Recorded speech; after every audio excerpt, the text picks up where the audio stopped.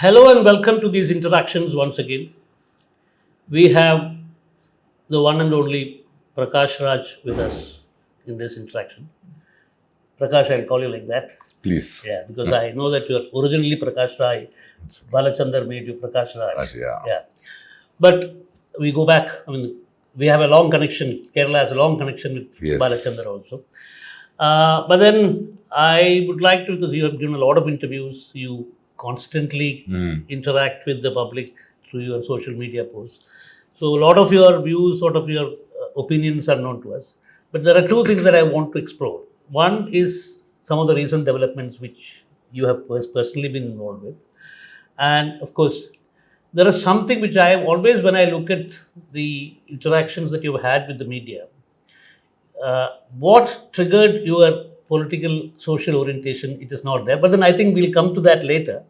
Let us start with this recent ED investigation against you, and then we have said that that they are not able to get my real wealth because the real wealth is the people. That's what the right wing is also facing. They're going to stop me from work. I say, you don't know how rich I am. I'm rich enough to lose. And when I say rich enough to lose, it's not the money. It is the chiseling I've had with the exposure to being liberal, being outspoken. The love and the support I get from people and the meaning I've got being open. See, being an actor, it's very easy to die not being known. Okay. You may die very famous, but you will die, people will know you through your characters and your roles. They will never know you, what you have stood for, what you have stood against.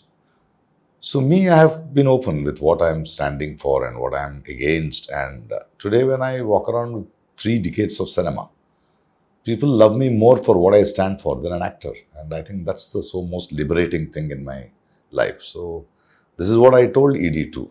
So ED, Enforcement Director, there was a scam, jewelry company, which I had done an ad many, many years back. And they later turned into be a scamsters.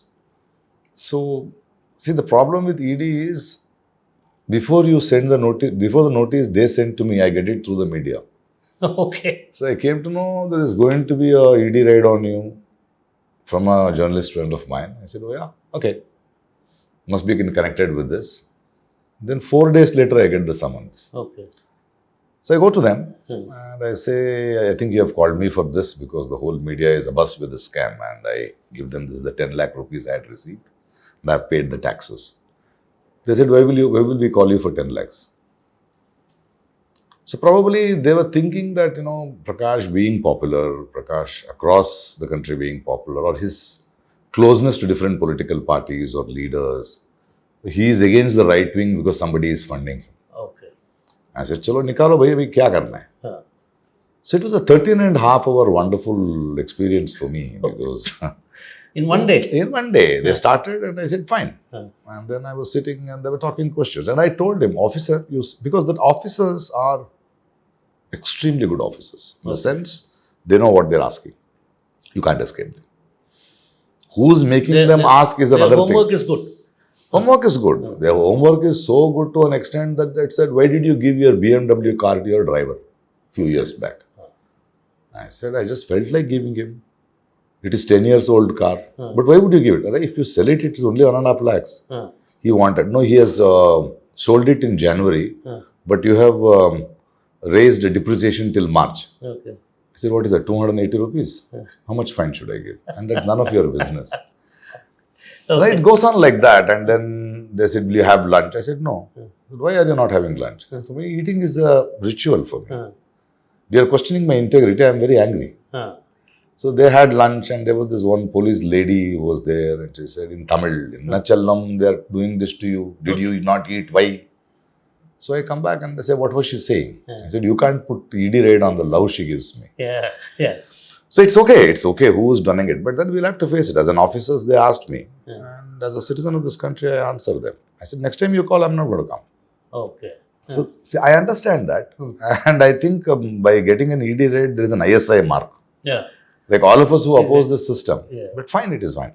But the second time they called me just now, recently. But that was their duty to call on these betting apps. Okay. Which I had a betting app I had promoted in 2016. Okay. And then I came to know, because it was a 3-year contract, Ah. and the minute I came to know it is going to turn into gambling the next year, I said, Yeah. I'm not doing it. Okay. So I did not receive any money. I said, no, I don't want to do it. They Ah. said, why did you not receive money? I said, I did not want to. It is a decision of integrity I have taken. Ah. Yes, I did go, I did it, but they have used it in 2021. I said, yeah, I have sent a notice to them that they can't use it. Right. Now they have nothing else. But they wanted to see the trial where the money comes from. Okay. I said, I know this is not witch hunting. Ah. So the minute you call, I'll come and answer. Yeah. So, but today when you see the country, that how EDs, election commissions or anything is working, the institutions have been taken by the right wing. Then you doubt every such thing. And why is it exactly on those people who oppose them? Absolutely. Who talk to them, or the governments, or the ministers, or anybody? Now, you know their System. Yeah. Yeah. But that's fine. But the point is, again, that is very good for me. I welcomed it because world knew my integrity. I could not be with only my integrity has saved me. That I knew that I am not a committed fellow. But see, that is what they want. If somebody is speaking the truth, they want to taint him. He's an anti-Hindu. He's against the nation. He's an urban Naxal. The branding. Yeah. And they do it very well. Yeah. Yeah. Talking about what happens in your sector, you had said that that artists, especially artists in the film world, most of them are silent, or others have been sold off. It is true for my profession also. I've been a journalist for more than 4 decades now. So I also see this in my own sector, that that either people are sold off or they are being suppressed. See, we should realize one thing, when history is written in future, it may forgive those who did the crimes. It will never forgive who were silent. We should not be silent. And there's a very big actor in this country, and somebody said he has a very strong and a great voice. I said, why is he not using it? Right. So I believe that I don't believe in art for art's sake. Okay. There's a very interesting Palestinian poetry, which recent what is happening in Gaza. That poet writes, it's translation of a Palestinian poetry. He says, if you don't want politics in my poetry, I should be able to listen to the song of the birds. In order to listen to the song of the birds, the sounds of the warplane should be silenced. Absolutely. When the warplanes are looming, it should come into my art, it should come into my speech, it should come into my reactions. An artist has reached his pedestal just not because of his talent, because the people's trust, people's love. And when there is something in the society, I think he has to speak up, because he will represent a voice. And if artists like me don't speak, I will make a society covered. When I can speak, when I have the strength to speak, when a common man has no voice to speak, I should represent that voice. And I believe in that. And a lot of my people may, because they have investments, some of them are genuinely interested, but they say, but if we talk, we will be destroyed. I say, okay, but then at least when you vote, when you're silent, don't sell. See, business is somebody sells, somebody buys. But what do you do business with somebody who has sold themselves? Yeah. Now, if you look at the history of Indian cinema, and especially the artists in the film world, you had the tradition of people like Balraj Sahni, Guru Dutt, we have Raj Kapoor, who are all very vocal about social issues. Not only they address these things in their films, but they were also just like you, they were also. They were. Today, see, the point is, that's what we'll have to understand with this right wing. Not everybody with the right wing accept their ideology. They're opportunists. That's what I'm saying. If somebody is selling themselves, it's not because of... See, if you have a difference in ideology, we can have a discussion, we can have a dialogue. These people who are silent, who should speak, when they sell themselves, they sell us. Absolutely. And I'm worried about that, and I want to get detached with it, and I want to call a spade a spade. But when I think people also should understand that. Why are you not speaking for us? When you talk of detachment, you are essentially aligned with social movements which they stand for secularism, democracy, human rights. But you have not reached out to any political organization, unlike Kamal Hassan, who has, who started his own party and then now he has joined hands. He wants to do politics that way. Yeah. And I think I'm doing the right sort of politics. Because I come from a belief, who should do politics in this country? Everybody should do politics. No, I think people should do the politics. Citizens should. The leaders, political people are not supposed to do politics. They're supposed to do their job. Whether it's a prime minister, whether it's a chief minister, whether it's an MLA, he is representing us with our money. We should do politics when we choose. Why are they doing politics? How has things changed? And politics is opposition. Eternal opposition is also politics. No? Absolutely. So my Guruji, Gauri's father Lankesh, at very young age, when I was young, he said a line which which resonates even now. He said, the media, an artist, and the citizens should be eternal opposition party. Even if your friend who is in the opposition party becomes a ruling party, you immediately become because you need to be a whip. You need to see to it that there is a pressure of accountability on them. So I think I have chosen to do politics this way, sitting among the people and talking. And I have every right. There was one MP or MLA, I remember, and he said, how much tax do you give? You talk so much about you giving the money. I said, how much tax do you give? You tell me that. Around 30 lakhs. I said, I pay 2 crore tax. I have more right to talk than you. It is my money. I want to know where the money is going. Is it going to Manipur? Is it going to the village? Or is it going to your petrol and your costume or makeup? I want to know. It's my money. Yeah, you had this profound... That is my money. If it is Modi, if I have elected him or not elected him, he is still my prime minister and you are still accountable to me. Yeah. I think, one of your most striking statements was on the makeup and the acting capacity. It is, no. That, ये नाटक क्या चल रहा है भाई और किसके पैसे से चल रहा है? No, so the point is, I am harsh because it's my money. It's a taxpayer's money. How dare you ask me not to ask you questions? It doesn't work like that. Yeah, of course, your questions you've been regularly asking. In fact, you've been asking more questions than people in my realm. People in that media. Again, see, the media has sold. Some medias are still strong. I still see a lot of individuals who come. But then some medias, I don't go to certain medias only because they edit. Like with Subramania Swamy, I was having a talk. And they edited it. Okay. I asked Mr. Subramania Swamy, you are talking about a country of harmony. Okay. Your wife is a Parsi. Your daughter is a Muslim.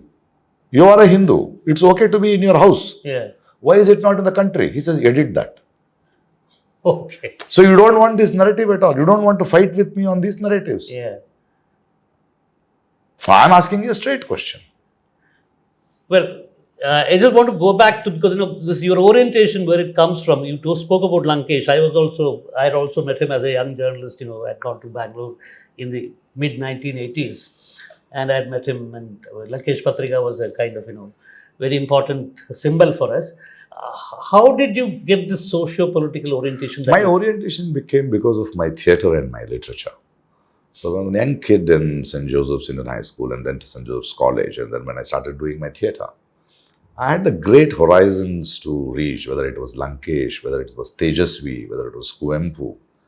And then we had a very great theatre movement, which was a protest movement, where I participated in more than 2,000 street plays across the state. Did you collaborate with Prasanna? No. A lot of people. B.V. Karant was there, Prasanna was doing theatre, we were there with Abhinay Taranga, Chitra, Bidi Nataka Tanda. So there was this orientation already to see into what it is. And when we were with great, Navya writers, Bandala writers, like Sidlingaya is a Dalit poet who came down, and there was a very big farmers movement with Nanjun Swami, which happened in Karnataka. And there was a great Dalit movement which happened. So we were, as youngsters, we were chiseled by that, And then when I come back, I met people like Balachandar or Maniratnam or, Vetrimaran now when I see, or the director, the boy who was with me now made Jai Bhim. Yeah. So constantly, I have a lot of good scientists who are friends, environmentalists like Kripakar Senani, who are my friends. So constantly I have my friends who, I've always said that, I've seen to it that I don't do detour, that there is a conscious, there is an omnipresence of so many things, which is around me.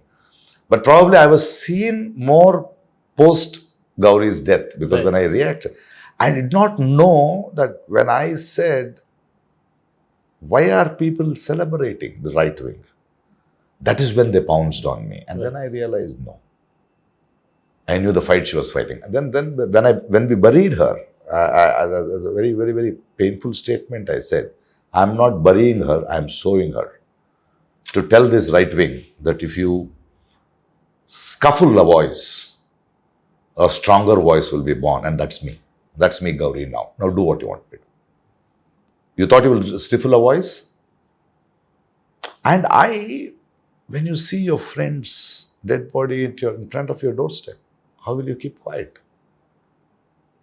So we have to tell them that when you bury, something will come out. More voices will come out. Today's Umar Khalid is inside. And also you should realize, in my life, I've been so lucky to realize, how many people must have taken so much of pain for what we are talking today. Right. Can't I take a little of that? Probably that is the orientation I have received. It's not just that I studied. I've been very lucky with the right people, with the right literature, right theatre.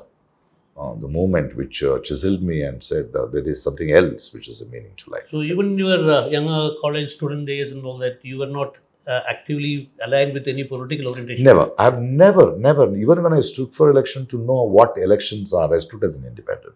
Yeah. Bangalore Central. I said, no, it's not the question of winning.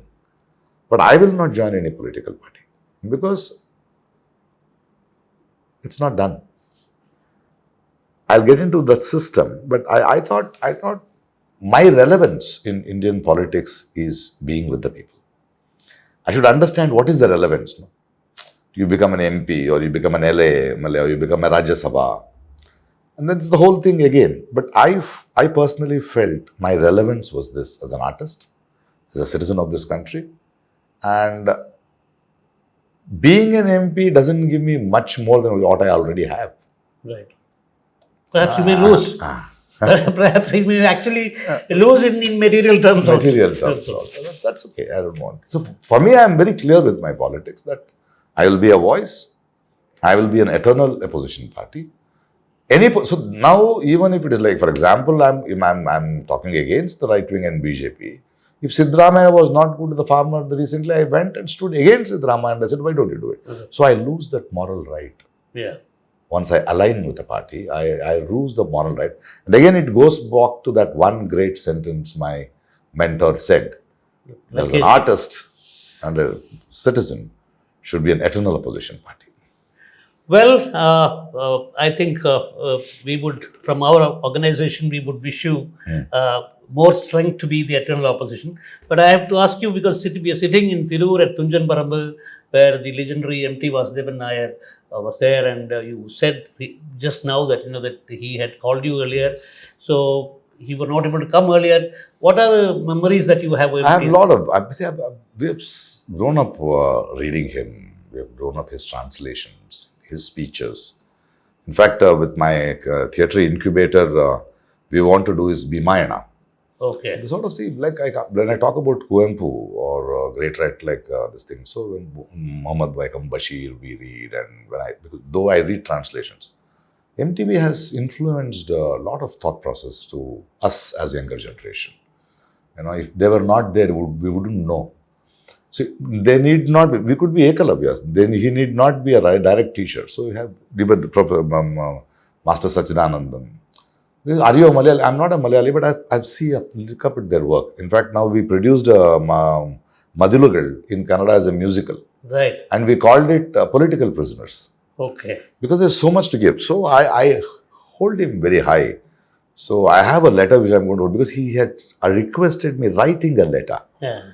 And which is very close to my heart, and I'm so sad that I couldn't make it when he was here. But I did make it today, and that's the memory with him. Yeah.